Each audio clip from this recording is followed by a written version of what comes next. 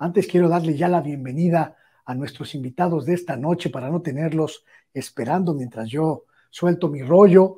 Le doy la bienvenida esta noche a nuestra queridísima colega, respetadísima colega, Alina Duarte. Bienvenida, Alina, buenas noches.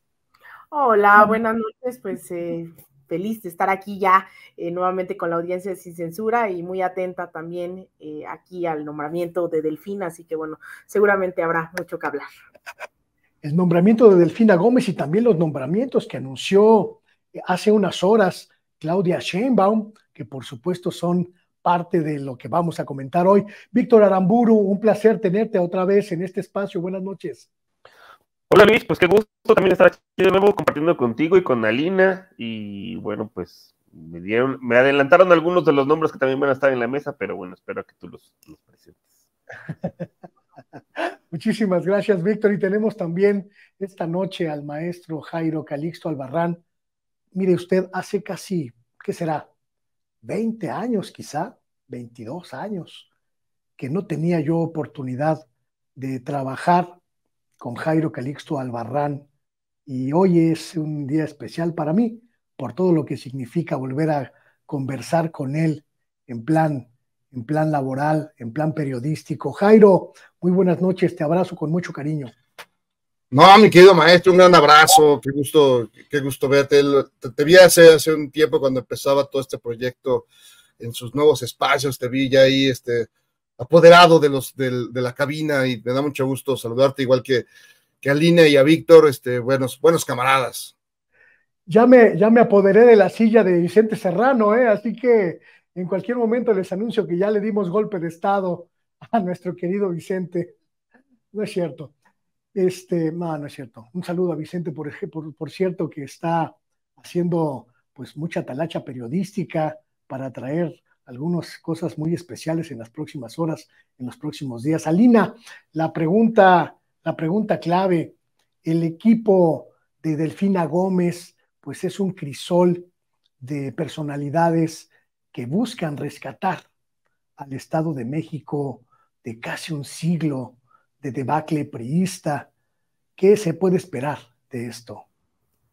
Pues mira, yo creo que nos enfrentamos ahí al tema de no tener una bola de cristal nuevamente, pero más o menos sabemos por dónde va, ¿no? Esto me recuerda mucho a este debate sobre el 2018 y las alianzas que se establecían en ese momento con la coalición Juntos Haremos Historia, que ahora es Haciendo Historia, y pues evidentemente hay una correlación de fuerzas dentro de los sectores populares de izquierda, dentro de las derechas, dentro de esto múltiple crisol, y pues evidentemente, aunque hay un cambio de conciencia materializado con la llegada, con la elección y la llegada de Delfina Gómez, evidentemente no creo que la victoria esté cantada, ¿no? Y por victoria me quiero referir a la victoria de la justicia social, a la redistribución de los ingresos, a un Estado de México cada vez más digno, cada vez más pensando en las mujeres, ¿no?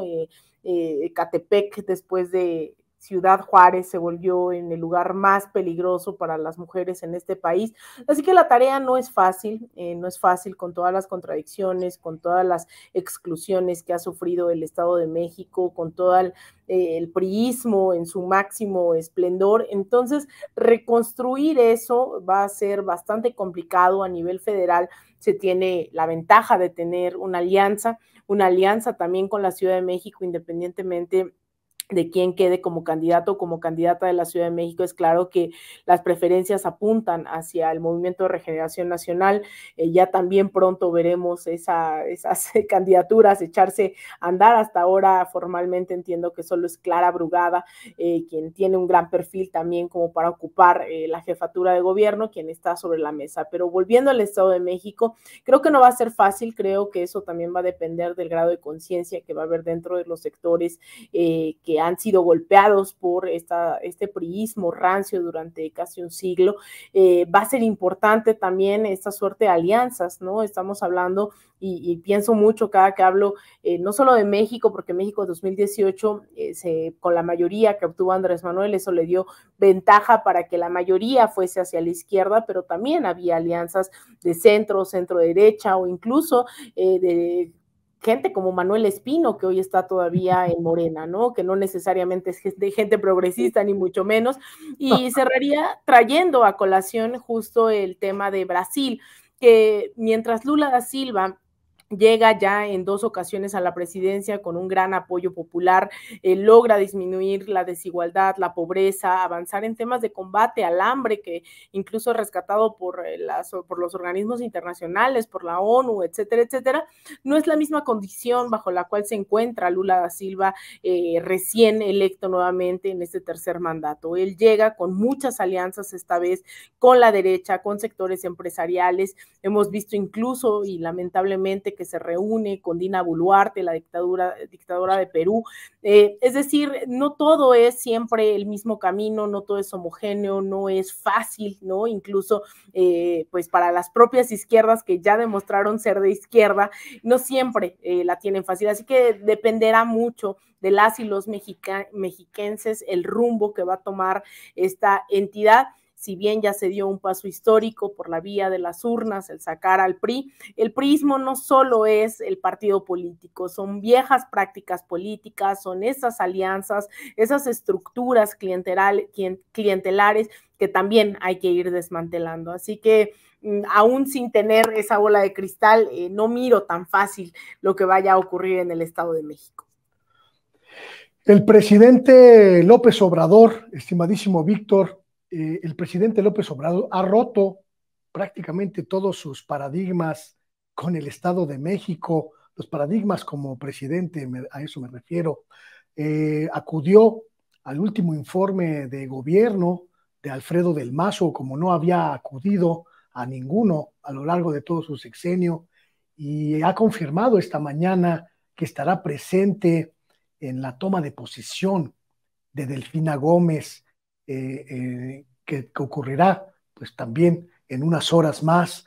Esto pues hay que leerlo de manera significativa por lo que representa la entidad, pero también por lo que representa el cambio de rumbo en términos políticos. Es un mensaje que yo no termino de entender. Está siendo condescendiente con el PRI, está asumiendo su victoria sobre el grupo Atlacomulco. ¿Tú cómo nos la podrías explicar? Hola Luis, pues mira, yo recuerdo una definición por ahí de política que decían que es básicamente continuar la guerra, pero sin violencia, ¿no? Como tal. Y en el caso de Alfredo del Mazo, si recordamos, bueno, que las elecciones legislativas en el Estado de México pues son concurrentes, ¿no? Con las federales o son un poco después. Nunca tuvo mayoría en el Congreso. Entonces, pues si no era con el apoyo del presidente López Obrador, básicamente, pues ese estado hubiera estado sumido 6 años en la ingobernabilidad. Entonces, pues como dicen por ahí, pues más vale flojito y cooperando, ¿no? Quizá el contrafactual que estamos viendo también ahorita, y de hecho, pues hoy lo vimos, ¿no? A Samuel García agradecerle al presidente, es también lo que sucede en Nuevo León para el revés. Ahí el Samuel García se enfrenta a un congreso de mayoría del PRIAN, que básicamente él mismo ha dicho que ya se van a la chingada, ¿no? Próximamente, y pues ya lo hubieran básicamente destituido, si no es por el apoyo que tiene el presidente, por parte del presidente, y muchas de las obras, como por ejemplo, pues el acueducto que se anunció, que finalmente se logró para dotar de agua a Monterrey, no se hubiera logrado si no hubiera tenido el apoyo federal.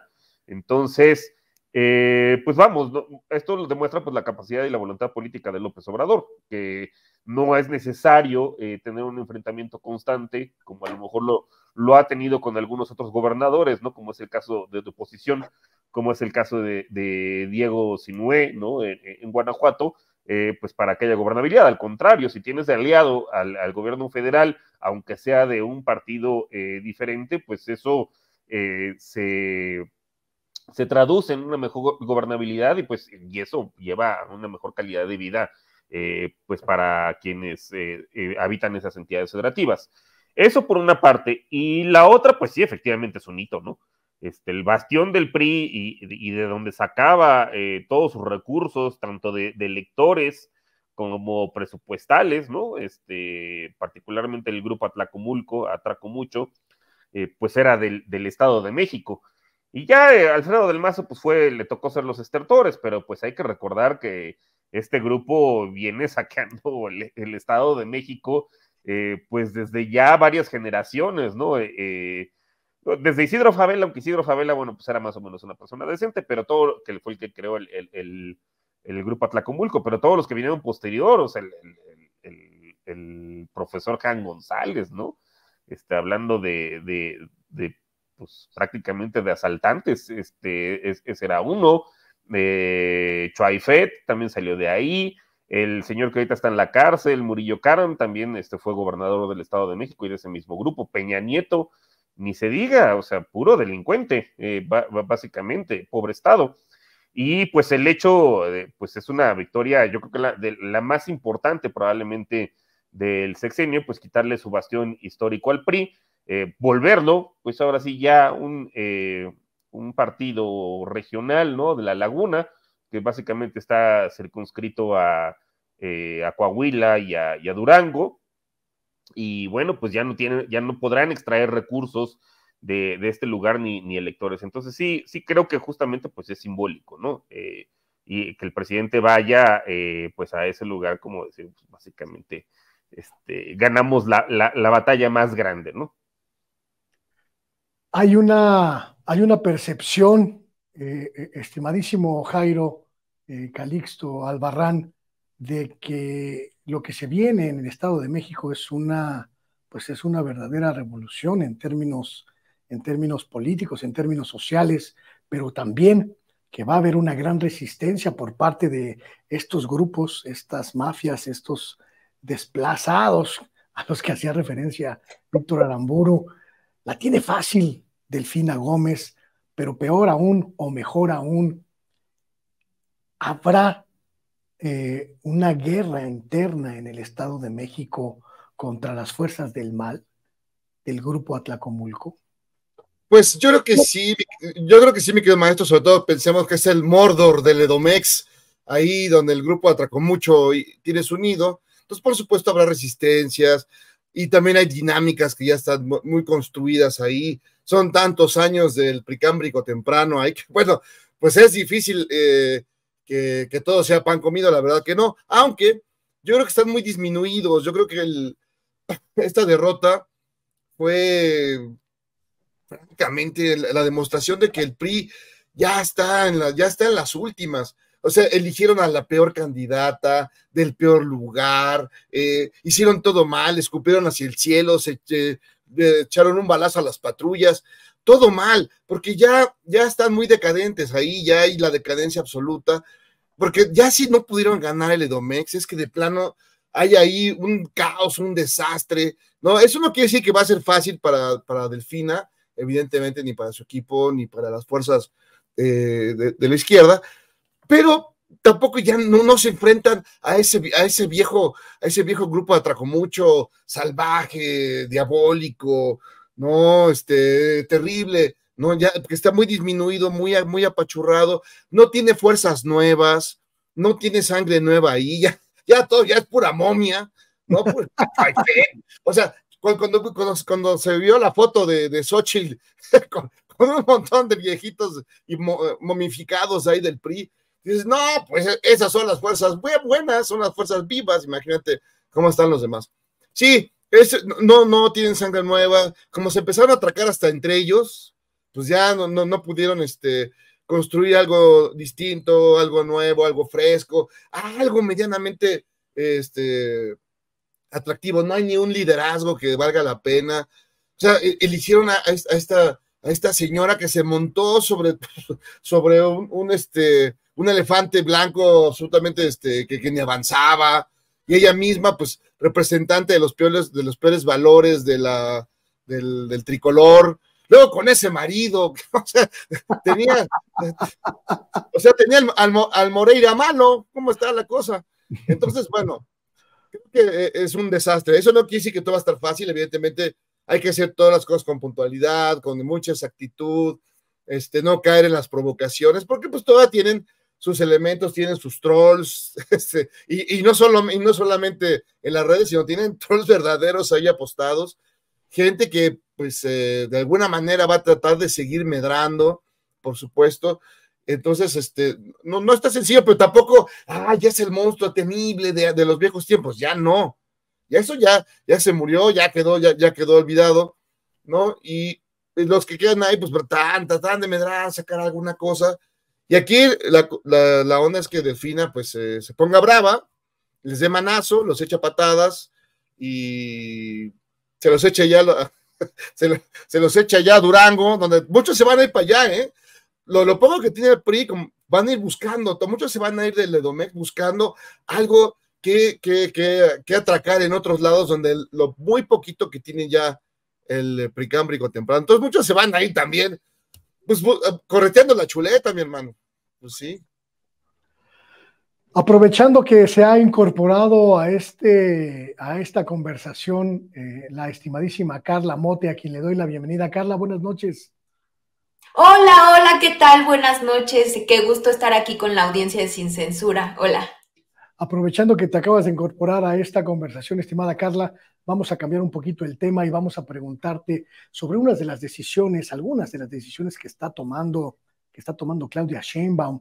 Ha anunciado en las últimas horas, en los últimos días, pues cómo está conformando el equipo que va a trabajar en la coordinación nacional de los comités de defensa de la Cuarta Transformación. Sumó a Adán Augusto López como su coordinador de asuntos políticos, sumó a Ricardo Monreal como el coordinador del trabajo de organización, y hoy ha anunciado pues otro nombramiento. Vamos a escucharlo. La vocería, va a ayudar en la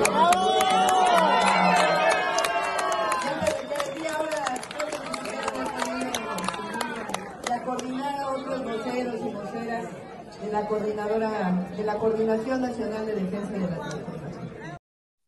¿Cuál es tu opinión, estimada Carla? Tenemos la impresión de que Claudia Sheinbaum está asumiendo un liderazgo pues que busca imprimir su propio tono, su propia lógica, su propia dinámica, incorporando las diferentes opciones, los diferentes espectros ideológicos que hay y que coexisten en Morena, pero también que está haciendo un trabajo de tejido político fino. Sí, fíjate que esa metáfora del tejido, que por cierto la usó recientemente en una columna la periodista Sabina Berman, me parece muy atinada y además, sobre todo, congruente con lo que ha venido expresando la doctora Claudia Sheinbaum en toda la gira que hizo en los estados del país, realizando asambleas con la militancia, con las bases obradoristas y también con simpatizantes de su proyecto político. Al decir tejer, pues se refiere justamente a ir creando acuerdos que, digamos, estaban algunos de ellos muy en el ojo público, otros seguramente fuera de la estridencia mediática, pero se reunía todos los días con personajes de diversos sectores sociales en todos los estados del país. Y además otra cosa importante que ella expresó en diferentes momentos cuando la entrevistaban y andaba de gira en las asambleas en todo el país, pues era un respeto a la trayectoria, al trabajo político de sus compañeros que estaban también en sus giras, pues promoviéndose como corcholatas en esa aspiración a coordinar los comités de defensa de la Cuarta Transformación. Y lo que anuncia la doctora creo que tiene que ver con este espíritu inicial del acuerdo que pues tiene en su momento el Consejo de Morena para que haya unidad. Pues esto que nos parece ya ha sido muy repetido, que ha estado todo el tiempo presente en las consignas, en el discurso de la doctora Claudia, pues no es poca cosa. Recordemos que las experiencias de las izquierdas, experiencias históricas, pues han sido de cierto sectarismo, de, digamos, debates ideológicos muy profundos que a veces llegan a puntos irreconciliables, y justamente desde este acuerdo y sobre todo desde los propios estatutos de Morena, desde el proyecto político que surge con el liderazgo de Andrés Manuel López Obrador, lo que se busca hacer es evitar que haya tribalismo, tribus como lo existieron en el PRD, grupos políticos, y eso está planteado en los estatutos, es decir, el acuerdo de unidad que se da con el proceso de sucesión sigue el espíritu bajo el que se conformó Morena, y yo creo que la doctora Claudia Sheinbaum lo entiende muy bien. Por eso sabemos que todos los que contendieron en este proceso interno del partido y de la coalición, pues tendrán un lugar, ya sea en el Senado de la República, en la Cámara de Diputados o en el gabinete, pero además están cobrando pues un papel de primer orden en lo que será en su momento ya una campaña formal con todas las de la ley, en su momento por la presidencia de la República. A mí me parece muy positivo, y yo nada más finalizaría diciendo esto, que insisto en que sigue con el principio de los estatutos de Morena, de lo que ha dicho muchas veces la doctora Claudia Sheinbaum, también de este acuerdo de unidad, y sobre todo, pues, con miras a poder darle continuidad al proyecto de la 4T, privilegiando eso, el proyecto, y no intenciones individualistas. Es decir, está en contra de todo personalismo y ambiciones vulgares. Escuchábamos hace algunas horas a Gerardo Fernández Noroña, estimadísima Alina, pues señalar que es muy posible que Marcelo Ebrard pues pudiera finalmente reincorporarse a los trabajos del movimiento de transformación, algunas expectativas que el propio hoy vocero del movimiento y coordinador de las diferentes vocerías del movimiento, señalando que es posible que en las próximas horas, tal vez en los próximos días, Marcelo Ebrard pues acepte ya reintegrarse a esta dinámica. Es el elemento que falta en este tejido fino del que hablábamos con Claudia Sheinbaum. Mira, el día que le otorgan la constancia como coordinadora de los comités en defensa de la Cuarta Transformación, Claudia establece 5 puntos muy específicos de cuál será la agenda rumbo a la candidatura del 2024, pero también rumbo al próximo sexenio. El primero tiene que ver con la conformación de los comités en defensa de la Cuarta Transformación. Se reía y decía, bueno, al final es la coordinadora de esos comités, ¿no? Y hemos visto que no necesariamente existen comités sumamente organizados. Hay unos que responden sí a los círculos de estudio, pero también otros a temas electorales, ¿no?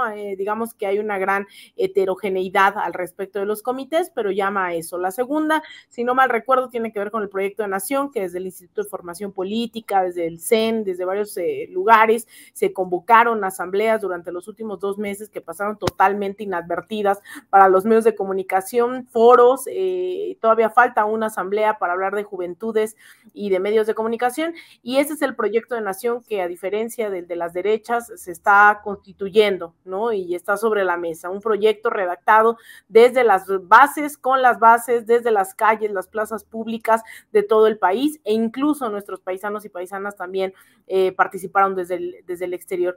Y el otro, que es un poco, se podría entender solo desde la cúpula partidista una decisión. Este tercer punto es el tema de la unidad, ¿no? Una unidad que dice vamos a establecer las alianzas necesarias con el Partido Verde Ecologista y con el Partido de los Trabajadores. Sin embargo, esa unidad después es reiterada en el 4º o 5º punto. Mi memoria no está tan lúcida ahorita como para recordar qué orden tenían, pero el 5º punto, si no mal recuerdo, tenía que ver con garantizar esa unidad y que todos y todas fueran bienvenidas. Y esta es la misma unidad, no de Claudia Sheinbaum, no de Marcelo Ebrard, es la misma unidad con la que ha navegado Morena, con la que ha navegado el presidente López Obrador, y bajo la cual, lo decía yo hace unos momentos, se logró esta constitución de la correlación de fuerzas suficientes para llegar al gobierno de México en el año 2018. Y nuevamente, digamos, pues hay quienes creemos que la unidad tiene que ser en torno a un proyecto de nación, pero un proyecto también de clase, ¿no?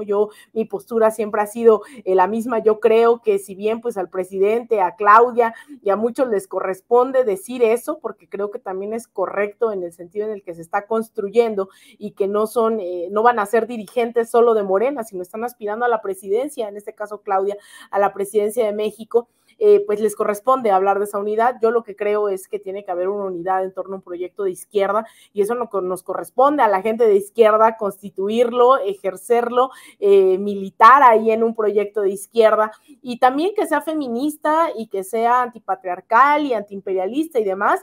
Pero yo creo que esta unidad también hay que irla desmenuzando. Yo creo que Marcelo tiene que pensar y sopesar, y creo que lo ha hecho durante todas estas semanas, el rol que quiere jugar en esta historia. Y no me refiero a si se va a quedar como el eterno candidato o no, que ese es el discurso de la derecha, un discurso bofo, soso, muy, muy mediocre, sino si va a estar dispuesto a construir ese proyecto con la gente, con el obradorismo, así estén con Claudia, así estén con Oroña, así estén con Monreal. El obradorismo hoy en día también representa esa pluralidad y representa esos múltiples sectores que decidieron caminar juntos contra la mal llamada guerra a las drogas, ¿no? Al narcotráfico, que decidieron caminar juntos para una redistribución de las riquezas del Estado. Es decir, hay un proyecto mínimo, y ese proyecto mínimo, si rompe Marcelo, no está rompiendo con Morena, no está rompiendo con Claudia.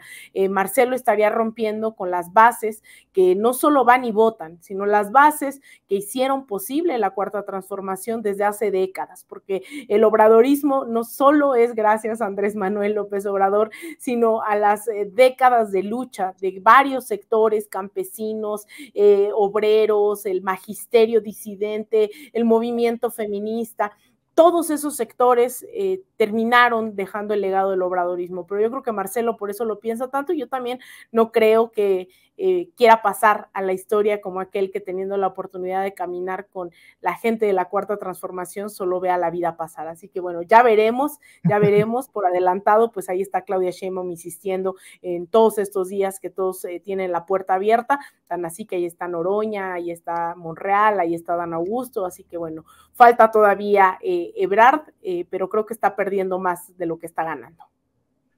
De hecho, esta tarde, a este mediodía, en uno de sus primeros mensajes ya como el coordinador de la vocería de este movimiento, Gerardo Fernández Noroña lanzó este llamado. Vamos a verlo. La humanidad sea una sola, que se hermane en un solo corazón y en una sola causa, pues empecemos por romper las fronteras entre nuestras posiciones partidarias. Somos un solo movimiento, un solo equipo, un solo corazón y una sola voluntad. Un solo México. Y la derecha, pues aquí no cabe, no porque no tengamos voluntad, sino porque el corazón está a la izquierda y el futuro de México está ya en manos de una mujer de izquierda comprometida y consecuente llamada Claudia Sheinbaum Pardo. Muchas gracias por su atención. Un solo corazón, un solo movimiento, una sola voz. Estimado Víctor Aramburu, ¿es tan terso como eso?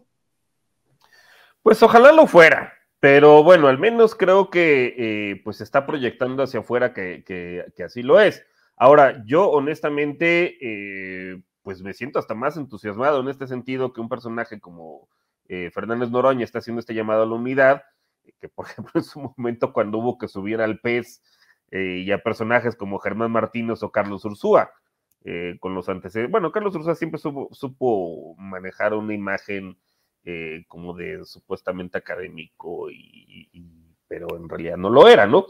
Pero bueno, entiendo que eran contextos diferentes. En su momento, pues para poder justamente sacar al PRIAN y en general a ese régimen de la mal llamada transición a la democracia, pues era necesario pues subir a uno que otro disidente que a la hora de la hora regresaron, ¿no? A donde pertenecían, para, bueno, pues, pues mandar el mensaje, ¿no? Justamente, pues, de que la nueva mayoría estaba de este lado.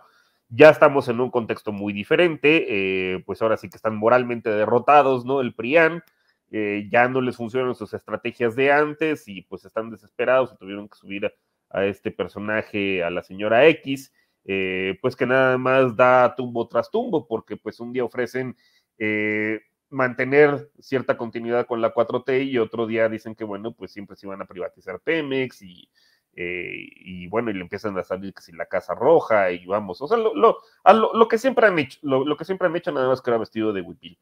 Y en este caso, pues a mí me entusiasma, siguiendo un poco con lo que mencionaba Alina, que un personaje congruente, que siempre ha tenido una trayectoria de izquierda, que lo vimos hacer una campaña pues bastante austera, y que le fue bastante bien, como Fernández Noroña, pues sea quien esté llamando precisamente a la unidad, y además, pues desde una posición de izquierda. Entonces, pues eso es una señal, pues, de que se va por el camino correcto, ¿no? Y además que es el que mayoritariamente la población dice de manera sistemática, encuesta tras encuesta, ¿no? O sea, que pues ha visto, ¿no? Sobre todo los más pobres, pero en general, pues mejorar su calidad de vida, sus ingresos, está llegando inversión como nunca al país, ¿no? Para todos aquellos que decían pues que iba a ser un desastre en materia económica este gobierno, y que la cancelación del nuevo aeropuerto había espantado la inversión, pues vemos que no, o sea, eso fue una mentira. También lo del dólar, ¿no? Que supuestamente el tipo de cambio se iba a disparar, pues al contrario, el peso se ha apreciado, las exportaciones están creciendo como nunca, el crecimiento económico que también se proyecta para este año, pues va a ser récord, y lo que viene para adelante también. Entonces, pues vamos, se siguen desmontando las mentiras, pero qué bueno que todo esto se esté haciendo pues del lado de la izquierda, ¿no? Hay que preguntarnos, estimadísimo Jairo, hay que preguntarnos, y ojalá tú, que tienes una visión mucho menos pesimista quizá que la que tenemos algunos, o quizá mucho más amplia, nos puedas ayudar a entenderlo. Todo será color de rosa en la creación, en la formación, en la gestación del nuevo liderazgo de la cuarta transformación, la capacidad, como seguimos hablando de esta imagen, la capacidad de tejer fino de Claudia Sheinbaum va a impedir que los políticos sean políticos naturalmente ambiciosos, naturalmente pues cercanos a sus propios intereses, y construir un movimiento que supere las diferencias y las divisiones que han marcado la historia de la izquierda mexicana? Pues mi querido maestro, pues es una pregunta difícil, tomando en cuenta que el pasado de la izquierda tiene una máxima: somos pocos pero sectarios. Pero ahora no somos tan pocos, y creo que ni tan sectarios. Creo que hay una parte ambiciosa, por supuesto. Tenemos ahí, bueno, ya un montón de personajes que afortunadamente se han ido cayendo uno por uno. Ya no me falta Marcelo, ya cayó Monreal, pues eso ya, yo la verdad esperaba que iba a dar más lata, aunque tiene ahí metida a Sandra Baticuevas, pero creo que hay una certeza. La certeza es que, pues, que si no es así, si no es como trabajando fino, hilando fino, si no es haciendo una operación de cicatriz muy precisa, si no es así, no va a ser. O sea, esto se va a desmoronar, todo el mundo lo sabe. Ya si digamos el liderazgo pleno de López Obrador, pues se necesita cordura, se necesita sensatez, se necesita que mucha gente, de modo, se morda uno en la mitad del otro para que sus ambiciones, pues, las aguanten un rato más. No, el que se extravíe pensando, voy a medrar por acá, ya se va a molar, porque además creo que la gente además está muy vigilante de las cosas, está muy observadora.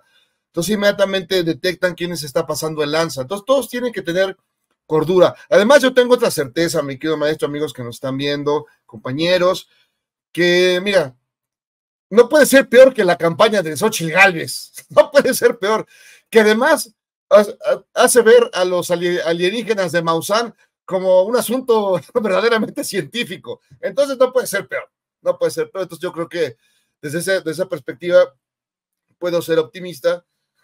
Y aunque, pues, por supuesto, queda una parte donde seguramente pues, aparecerán figuras siniestras, figuras emisarios del pasado, aparecerán los enanos del Tapanco, y todas esas criaturas de la barbarie política, que lo cual entonces sería natural. Pero sí había que, y yo creo que en eso Claudia está muy clara, que hay que contener, que no te debes caer en la provocación, Y creo que lo hizo muy bien, incluso con el tema de Marcelo. O sea, Marcelo desde el primer momento trató de provocarla, de generar ruido, de escándalos, luego pelucea a todos y dice, no, lo tuyo es, así que la señora y yo, y luego ya dijo que que no se iba a dejar de la señora, entonces ya enloqueció y lo perdimos. Pero, y Claudia se mantuvo muy sensata, y nadie, la verdad, le hubiera reprochado que también de pronto hubiera respondido con fuerza, y no lo hizo. Pudo haberlo hecho y no lo hizo, se contuvo. Bueno, se contuvo el Noroñas, por más que me digan, el Noroñas es legendario por sus rebatingas, por sus azotes, por no controlar ni su ego, ni su espíritu, pero en esta ocasión se mantuvo muy sensato, muy tranquilo, dando guamazos donde había que darlos, tampoco sin enloquecer como antes, nadie lo tuvo que sacar cargando del escenario. Entonces creo que todos entraron en cierta sensatez, ¿no? Cierta sensatez, que es la que tiene que prevalecer. Si esto se va al carajo, tiene que ver porque no supieron contener sus ambiciones, porque luego quisieron medrar, porque luego quisieron apañar, porque luego quisieron, bueno, hay agentes, evidentemente lo sabemos, hay agentes, representantes del antiguo régimen ahí incrustados. Entonces hay que observadores, vigilar, sacarlos con espátula. Y yo creo que hay además esa idea. Tú ves las encuestas, la más reciente encuesta de Enroll, que además pone a Xóchitl en la superlona, o sea, bueno, ni con Samuel García, ni con Marcelo le llegan a Claudia. No hay manera, y es la que tiene los más negativos, y bueno, todo mal. Pero en esa encuesta, la gente plantea con toda claridad que lo que quiere es la continuidad. La gente quiere continuidad. Esto está funcionando con todos los líos, con todo y la pandemia, que bueno, eso es más increíble. Como decía Víctor, pues, se sobrepasaron temas, pronósticos terribles, ¿no? Económicos, financieros, se van en los capitales golondrinos, y todo un melodrama ranchero que no sucedió. Digo, porque hubo rumbo y certidumbre, como se decía en los viejos tiempos, pero además hubo una disciplina financiera, no se enloqueció pidiendo préstamos, es decir, se hicieron bien las cosas. Entonces, la gente vio 5 millones de pobres menos, perdón, no es poca cosa, ya lo quisiera cualquier nación. Y muchas cosas positivas del tema de las vacunas, bueno, 8,000 millones de cosas más. Entonces la gente quiere continuidad, y la gente va a estar muy observadora de que no haya gente que se quiera pasar de lanza, que se quiera meter en la fila, que se quiera meter a la brava. Yo creo que en esa parte sí va a haber más observación por parte de la gente, y de los líderes, pues evidentemente tienen que aguantar sus espíritus belicosos, sus ambiciones personales, para trabajar por un solo ideal. Lo dijo el Noroñas, ¿no? Ahí está, unidad, y eso es lo que tiene que prevalecer. Si no, pues amigos, nos cargará el payaso. Quiero cerrar esta conversación con ustedes cuatro, agradeciéndoles, pero también pidiéndoles una reflexión final que nos permita, pues, ver hacia dónde va este proceso electoral. Carla, la candidata de la oposición, pues está atravesando los problemas propios de quien es proclive a la corrupción, de quien es proclive a utilizar el cargo público para beneficio personal, y parece desfondarse y abrir un boquete en el espacio electoral opositor. ¿Qué podemos esperar en las próximas horas, en los próximos días? Bueno, sobre Xóchitl, creo que poco a poco se ha ido descubriendo, ¿no? Cuáles son sus modus operandis. Recientemente supimos esta cuestión de la Casa del Moche, así nombrado en redes sociales, con una construcción irregular desde que ella era delegada de Miguel Hidalgo, también la adquisición de una casa por un costo mucho menor del que en realidad tiene, lo compra en 9.8 millones y el valor de la propiedad es de 15 millones, además construida en un terreno irregular que no está habilitado para su uso, y ocupación. Es decir, aquí hay muchas cosas que están muy turbias. A lo mejor es el primer atisbo de otras pues corruptelas que conoceremos de Xóchitl Gálvez, y a mí sobre esto me llama mucho la atención cómo ha intentado construir una narrativa de que ella está en una persecución política. Hoy sale con un video diciendo que si sale esto a la luz es porque en el caso pues de Morena, Partido Verde PT, le tienen mucho miedo, ¿no? Que López Obrador le tiene mucho miedo y que esta cuestión, ¿no? De la posibilidad de que haya la demolición del inmueble tendría que ver con una persecución hacia su persona y no con lo que en realidad es, que es un terreno que está en la ilegalidad y que pues como hemos visto en otros espacios, en otros momentos, pues es lo que procede en términos legales, la demolición del terreno y en todo caso también la aclaración que tenía que hacer a la opinión pública de cómo adquirió este inmueble, además esta cuestión, ¿no? Que es muy, muy cuestionable, este hecho que se develó recientemente, pues de que promete a una escuela una donación en caso de que no terminara su gestión como delegada en Miguel Hidalgo, y pues resulta que no la termina, no cumple sus promesas, y además, pues ese departamento termina siendo vendido a Mariana Gómez del Campo. Aquí hay cosas muy extrañas, muy turbias, que no cuadran. Ella incluso sale a decir en conferencia de prensa en el Senado que pues esto tendría que ser una información confidencial y privada. Bueno, es que esas cosas no son privadas en general porque están en el registro público de la propiedad, pero además ella es una servidora pública que, por cierto, sigue cobrando en el Senado de la República, no ha pedido licencia cuando pues ella está en otras cosas. Yo no la veo que esté poniéndole la atención debida a su curul, a su cargo en el Senado de la República. ¿Qué observo en el futuro? Bueno, todavía falta la definición de Marcelo Ebrard, eso es algo que puede cambiar muchísimo cómo se van a dar pues las discusiones políticas, en sí las campañas rumbo a la presidencia de la República, pero en términos generales yo veo a una Xóchitl Gálvez que está pues con un discurso muy vacío, muy pues abonando en esta cuestión de la meritocracia, llegándole a la gente que pues es proclive a este tipo de discursos a través de presumir su aspiracionalismo y a lo que logró llegar, que en sí eso no habla de un proyecto de país, no habla de un proyecto político, no habla de macroeconomía, ha hecho declaraciones muy desafortunadas, como por ejemplo esta propuesta de darle el sector de las energías limpias a los ultraconservadores. Es decir, tiene en verdad, me parece que muy poco en términos argumentativos, de proyecto en general, y frente a eso pues está la propuesta muy real, muy tangible que tiene la mayoría de la aprobación popular de darle continuidad al proyecto de la 4T. Va a ser una campaña sin duda muy interesante y no es poca cosa también que se dispute el más alto cargo de nuestro país entre dos mujeres por primera vez en la historia, con la posibilidad real de que tendremos a la primera presidenta de la República. Y bueno, ya iremos platicando de este tema que seguramente se pondrá muy, muy interesante. Tus redes sociales, estimadísima Carla.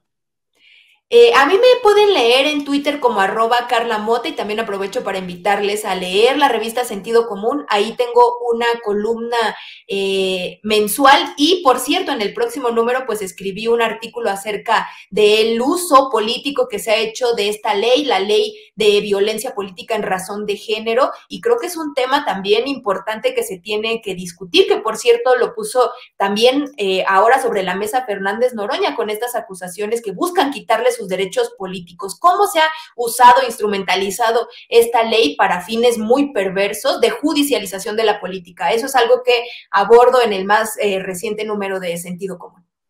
Muchísimas gracias. Igualmente, Víctor, un comentario final. Pues sí, digo, apenas ni siquiera han iniciado oficialmente las campañas, digo, ya extraoficialmente, pues sí, ya llevan un rato, y ya le están sacando, y eso que es la menos corrupta según ellos, imagínate cómo han de estar los demás, o sea, y ya le están sacando las casitas rojas al sol a esta señora, pues esto se va a poner, o sea, se puede poner divertido, porque justo como que para eso también la pusieron, o sea, para la comedia de pastelazo, ¿no?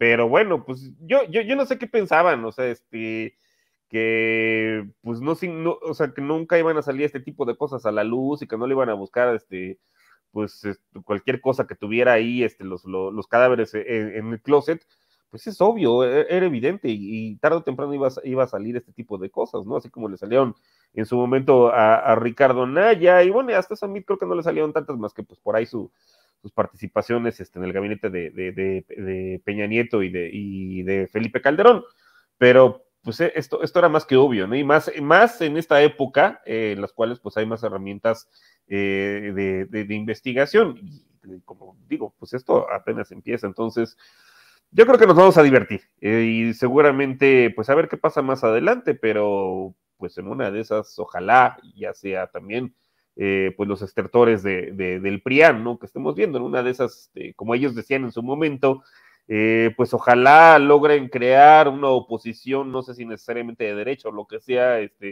pues digna, ¿no? Para México, porque pues si no pues esto se va a seguir como carro completo, porque realmente, pues no hay ninguna otra opción. O sea, siguen, como decía hace rato Carla, y como decía también Alina, pues apostándole a decir que que le van a entregar otra vez, privatizar Pemex, entregar los negocios de la generación de energías renovables a la ultraderecha. O sea, pues básicamente nos están ofreciendo lo mismo, por lo cual lo sacamos.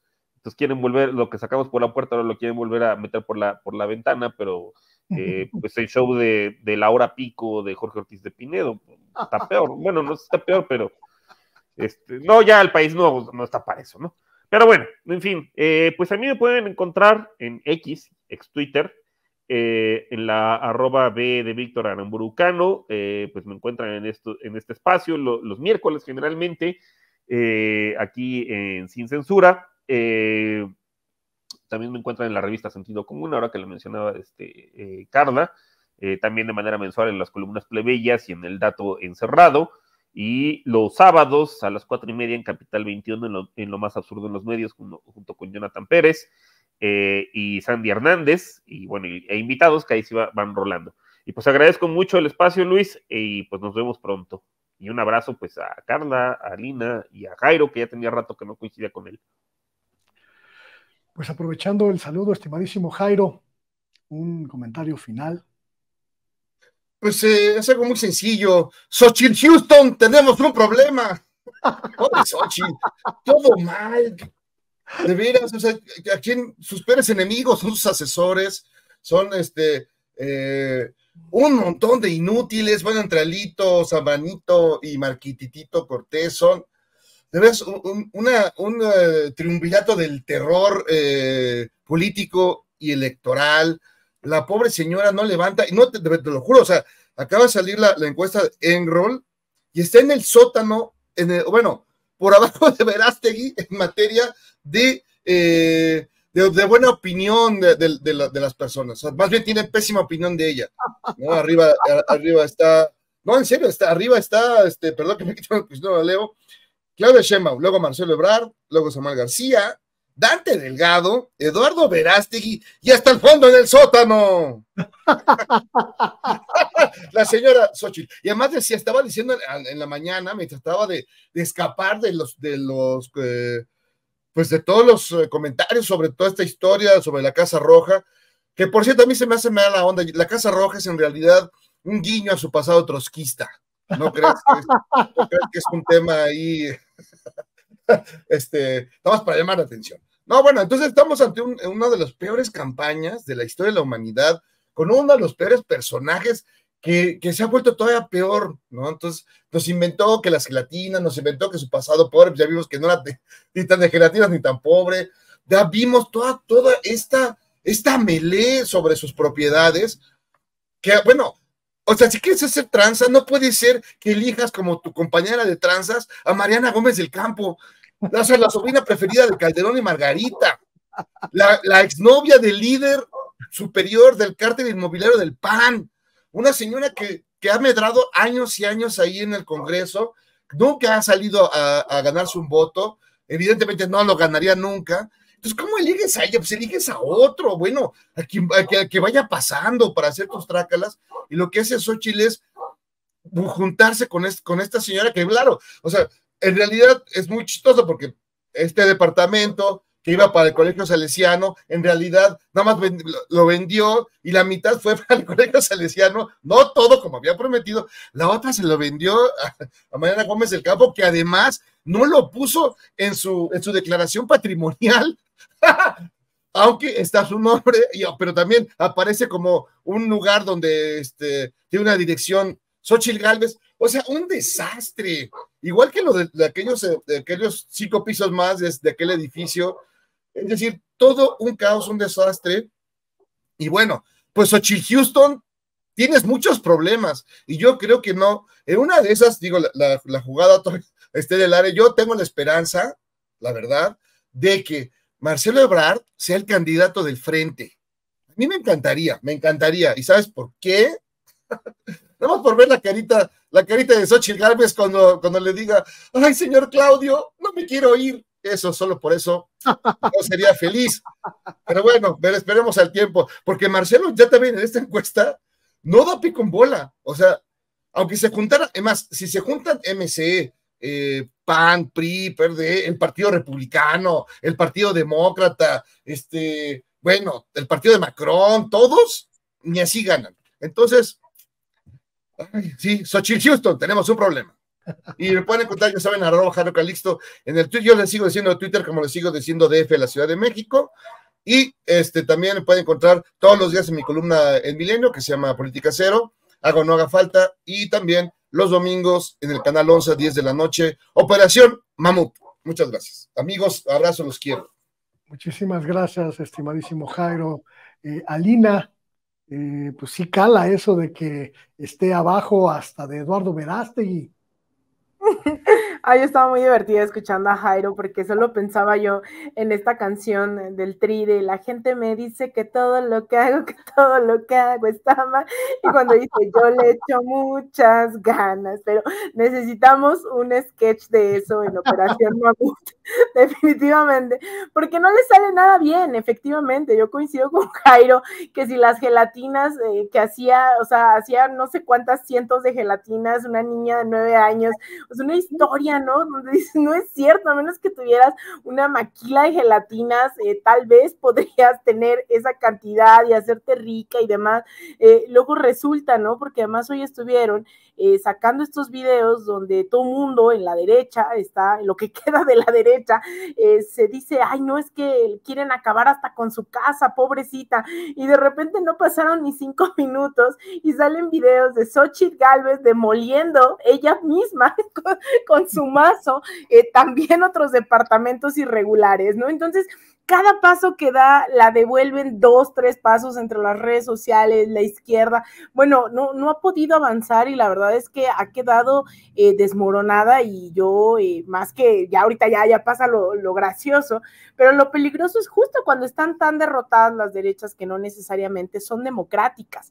Las derechas están acostumbradas a la imposición, al circo, ¿no? A dar pan y circo al pueblo, y ahora que se les ha evidenciado, pues evidentemente hay una desesperación porque las elecciones todavía faltan casi un año y ya no tienen con qué sobrevivir todos estos meses, ¿no? Xochitl no les da para eso, podrá hacer muchos chistes, podrá hacer muchos videos con inteligencia artificial, pero de plano no le da la candidatura. Entonces hay que tener ahí, pues sí, por un lado riéndonos de estas aventuras de Xochitl, ¿no? Da para un programa, las aventuras de Xochitl y su intento por ser presidenta, pero ni de su colonia yo creo que lo logra.